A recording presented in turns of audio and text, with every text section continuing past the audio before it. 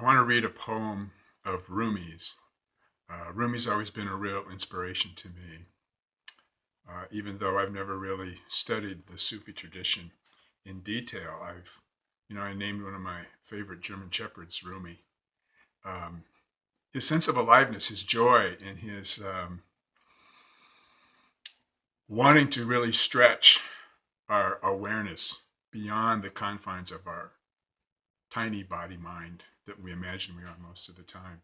It's always really inspired me in my search for truth. So he wrote this poem I just came upon a couple days ago. It's called Fringe. You wreck my shop and my house and now my heart. But how can I run from what gives me life? I'm weary of personal worrying, in love with the art of madness. Tear open my shame and show me the mystery. Show me the mystery. How much longer do I have to fret with self-restraint and fear? Friends, this is how it is. We are fringe sewn inside the lining of a robe. Soon we'll be loosened, the binding threads torn out. The beloved is a lion. Soon we'll be, the beloved is a lion. We're the lame deer in his paws. Consider what choices we have. Acquiesce when the friend says, come into me. Let me show my face. You saw it once in pre-existence. Now you want to be quickened and quickened again. We have been secretly fed from beyond space and time. That is why we look for something more than this.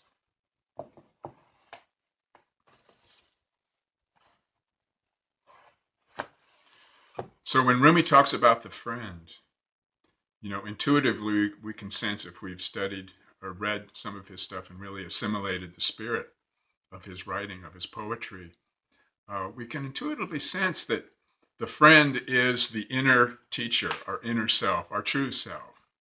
And it is the life force that feeds us from beyond space and time. So I guess another way of saying what's so inspiring about Rumi for me is that his words and the aliveness that come from his words just opens up a direct connection with that life force. So it's like when he's talking about we are fringe sewn inside the lining of a robe. We feel cut off from that friend, that inner friend that loves our life from a sense of total compassion, total empathy, and total acceptance, right? So sometimes people will say, the ultimate mystery seems to be without feeling, but intuitively we feel it longing for our heart. We feel that pull from inside, and we want to be quick and we want to get it. We want to grab onto it. We want to possess it, right? It's very difficult because in contemplative practice we realize that we are awareness. We get a sense that, we are awareness. And if we ask ourselves, am I aware? The answer is yes. What do we have to do to know we are aware? Nothing. Just notice that our actual experience is that we are aware. What can't be doubted is that we are here now and we are aware.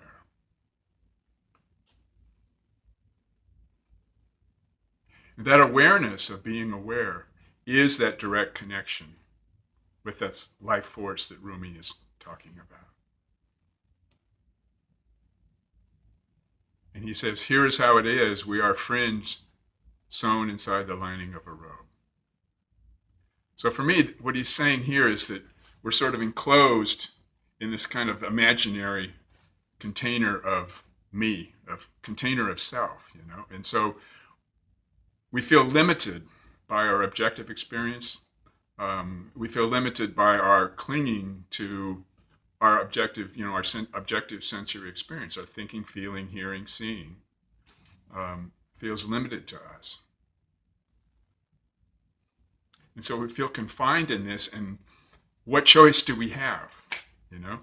How do we, when we try to tear the lining apart, we're grabbing at straws. It's like it's invisible. We can't really see. We're sort of cut off from the possibility that there's this whole other realm of reality, of feeling and thinking, of transformed feeling, thinking, hearing, and seeing that's directly informed from this life force itself, which is free of all our ideas about it.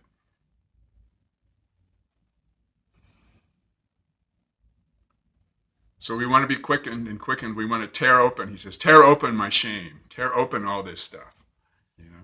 And in a way, that's insight, because we realize that we can't really self-consciously tear it open. But can we allow it to be torn open by the friend herself or himself? Can we allow awareness to reveal itself?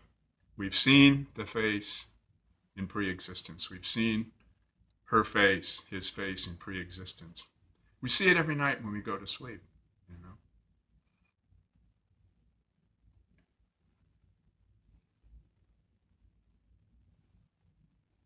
So there is this sense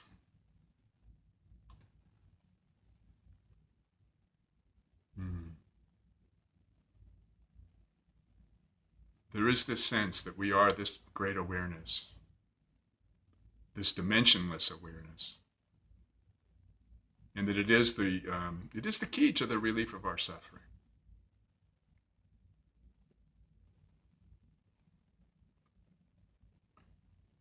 So we are being fed from this life force, this mysterious life force.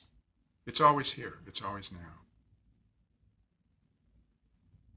And we can't describe it. We can't grab hold of it. We can't tear it open. We can't even conceive of it. In fact, the only thing we can actually even be aware of are our ideas, are our objective experience. And we try to actually be the source, awareness itself.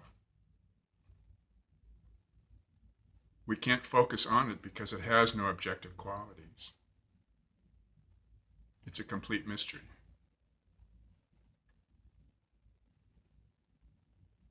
So it reveals itself through the realm of manifestation, through our thinking, seeing, hearing, and feeling.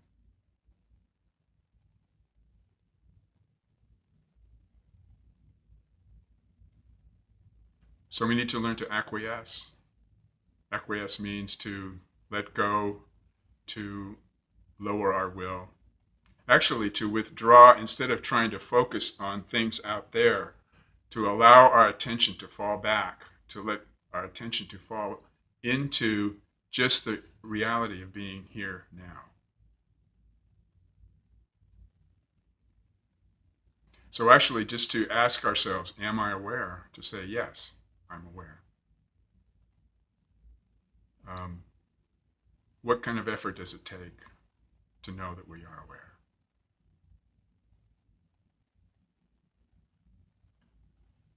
No, we go to our experience, and our experience is that we are aware without no effort whatsoever. And in a way, this is the highest form of meditation. Some teachers will say that. It's the highest form of meditation, just to be aware that you're aware. The greatest mystics of all time, who can sometimes describe these incredibly intense psychedelic realms of consciousness, the source of all of that is just the awareness of being aware. So there's nothing higher than just the awareness of being aware. So when I realized this, and I'm always grateful that I've never felt like I've had to make a living at spreading the word.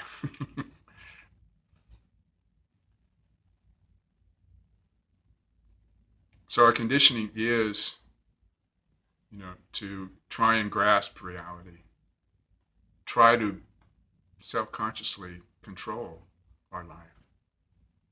But what choice do we really have? On one level, we need to see the reality of acquiescence, that all of our objective experiences arise and pass away. Arise and pass away, and ultimately, what control do we have? What choice do we have?